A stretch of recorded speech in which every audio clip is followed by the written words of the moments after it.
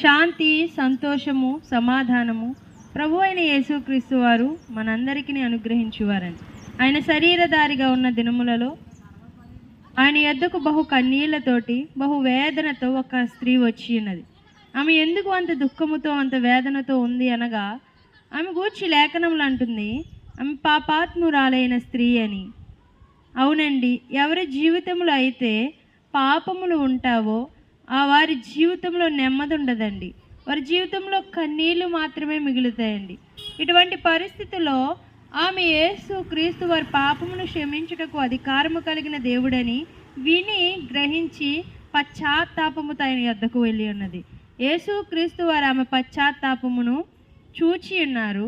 అమ్మా, నీ పాపములు క్షమింపబడి ఉన్నవి, ఇక ఏ పాపమును చేయకుము అని యేసు క్రీస్తు వారు చెప్పి ఉన్నారు.